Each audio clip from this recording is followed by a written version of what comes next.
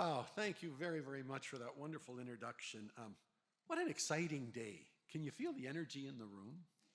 You know, at some points you feel like it's been heavy for a while, and yet I'm just so hopeful. It's my nature. I first want to thank our friends from the Board of Trade, J. Paul, the Mississauga Board of Trade, the Caledon Chamber of Commerce. I've always had an affinity for the business community because of my 3 degrees. I have degrees in journalism, political science, and economics. The first real job I had following my economics degree, I got my securities course licenses, and I worked on Bay Street. And one of the things that I determined at Bay Street early on, and I said, you know, it's our job, and I hope it's government's job, to get out of the way and let business be the economic engine that it is. And just let you do what you do well and take the risks and create jobs, and you do it very, very well. So I took that into my political life and sort of said, government governs best when it governs least in many ways. And so the reason I say about excitement, I don't know, I want to thank our first responders who we love, so many of you here. Shout out to my friends from the Police Services Board. Thank you very, very much for being here. But as we were coming north on the 410, there was a bit of an accident, so I had to double around on the 427. How fortuitous, because I went through some areas of Brampton that I hadn't been through in a while. And what do you see? Growth, homes, jobs, manufacturing. That's the future. Remarkable, and so much more to come. So, as I say, I first and foremost want to thank the business community, because I have also learned, and after I left the Bay Street in the economic world, that was 37 years ago, and I became an elected official, I sort of carried that philosophy in terms of building. So I'm a bit of an answer to a funny trivia question. Who's approved more homes than anybody in the history of probably Canada? In the time I was a Mississauga councillor, I approved 60,000 homes in my ward, and went to the OMB once, and we won. Because that's progress. And what I would tell people that I would work with, because we need to build homes, it's the crisis of our times, what I would tell them when they would say thank you, I said, don't thank me. I'm here to help you create jobs, pay taxes, pay levies, but we might massage those a little bit. And God forbid you make a profit, give a little something back to the community. And you know what? So many people in Peel have done that, and that's why we've prospered, and prospered so much. Recent report from the Organization of Economic Cooperation and Development. Why, as I say, I have hope. A lot of it. Everybody, when talking about what determines the wealth of nations, people quickly gravitate to education. So if you had to determine what makes a nation wealthy, having very educated people would make sense. In point of fact, that's number 2 on the list. Number 1 on the list that determines historically the wealth of nations is immigration. Now, what is intriguing is I don't have to tell you about immigration in Peel and Canada. I'm the son of immigrants. So we are amazing at immigration, and we've built an amazing North America.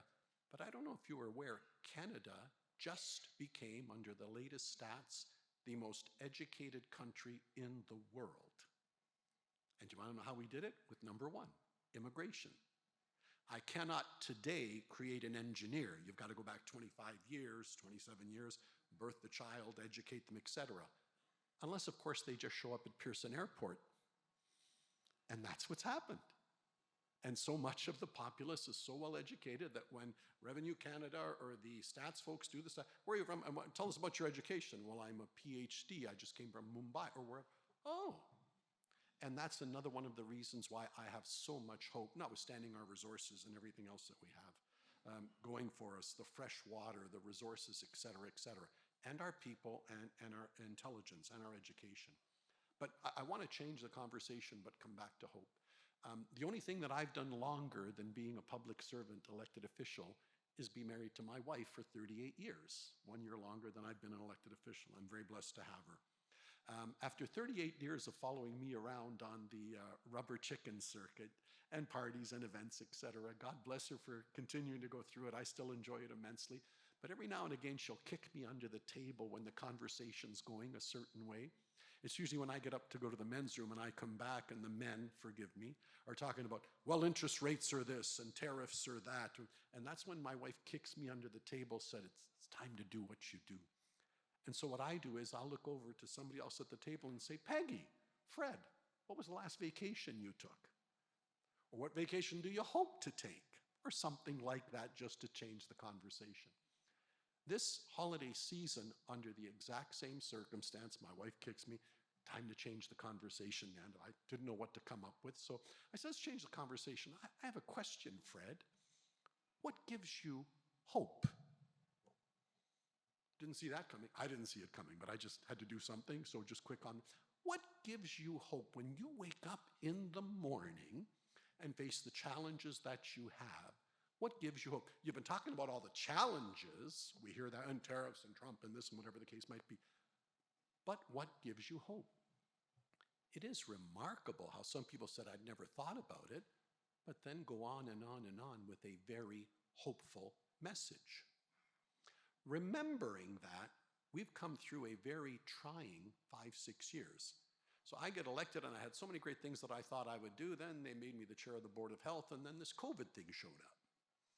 Boy, that took some of the wind out of our sails. And then following that, we'd had to deal with what's the future of Peel, and I think we've handled that very well. And then we have a new administration down south, and that leads to more challenges. And yet, with all of that, for the reasons I've touched upon, I have so much hope. So went around the table and everybody spoke about families, kids, education, prosperity, freedom in Canada, the rule of law, our first responders, all the reasons why we have so much hope. We can have bad governments, we have the right to vote them out. That's why we have so much hope. But for me, because at the end they go, Nando, it's your turn to talk. Why don't you finally say something about hope? Well, okay, I'm very, very hopeful because I live in Mississauga, in the region of Peel, in Ontario, in Canada. And that's why I have so much hope, because not many other people in the world do, and we have so much going for us on all the fronts that I've spoken about. I'm blessed with a marvelous council. I have to tell you, I don't know if you've thought about it, but between the old raggedy ones, between myself, and maybe I'm the oldest raggedy one, but Councillor Parrish, Mayor Brown, and the Mayor of Caledon, Mayor Groves, do you know we have 150 years of experience in government? And sometimes experience matters. So I've got quite a team. The bench strength that we have, my council colleagues, I got to tell you, I am really proud. If we were a hockey team, I don't know if you've ever thought about this, but we cover all the bases. We got some elite players that can handle a puck. We got people that can stop people from scoring and can defend well. We've got people that are playmakers. We got people that are great in the locker room when you need them. And everybody show up and says, what's the best that we can do every day? Not many people are so blessed, but I've got that team. And at the end of the day, we come together and say, what's the right thing to do? That's a big thing. Not all organizations see the world that way. And then I've got my staff who've had to wither a great, great, great deal in the last 3 years, going back to COVID and everything else that we've withered. And we are the success that we are because of you, from Gary, you on down, and the team that's here that I'm very, very, very proud of. And that's another one of the reasons why we have hope. Last reason on my list, and you heard about it today. At the end of the day, Mississauga, Brampton, and Caledon, the region of Peel, gives me a great deal of hope because at the end of the day, you know what we do? We manufacture things, we move things, and we build homes better than anybody in North America. Period, full stop. And one person's opinion, this tariff nonsense is going to pass soon enough. I really don't get excited about it. Maybe I've just been around too long. But when I was on Bay Street, those that know me well say I throw out the odd Nandoism. One of my Nandoisms over the years is this, from my perspective on the world. What people say is irrelevant. What people do is largely irrelevant. What we all do in the aggregate with our money is all that matters. So at some point in time, you can have chats about tariffs and things of that sort, but suddenly a month, 6 months go by and nobody's finishing off cars in the US and nobody's making parts in America, and that economic imperative takes over. It is irrefutable, it is unstoppable. Good business is good government, and it will always, always entail, it will always succeed. So I believe with all my heart this will be much ado about nothing when all is said and done, and the economic imperative will take over. And we will come back to Peel, the airport, Brampton, Mississauga, Caledon, We have to build 1.5 million homes. We've forgotten, terrorist Donald Trump, we've forgotten the real crisis of our times is building homes. We'll get back to it. And we are so magnificently suited to do it in Peel. The province has asked us to build in Ontario 1.5 million homes. Our tranche is 400 million over the next decade. I have told the Premier I'm pretty sure Peel will be the only one to do it because we know how to build homes and work with our business community and the blessing that is Pearson, et cetera, et cetera. And so the last thought that I want to leave you, this is the advantage of having gray hair and being the oldest guy in the room. I don't know that many of you would know this. The story was told anecdotally. I don't know if it's a bit of a myth or something like that, an urban legend, but the story goes like this. This will show how old of you some may be, but I'm going to tell you there was once an NDP government in Ontario. Now, some of you are groaning and saying, oh yeah, Bob Rae. And others of you are saying, who, what, Bob Rae? There was an NDP government? The story goes, Bob Rae gets elected, very funny vote splits, those things happen, and gets into office and has a Minister of the Environment who I won't name because she caused us some challenges. And in part of the, seeing the world differently and maybe not from the business point of view, and we're going to change the world in an environmental lens, which I understand.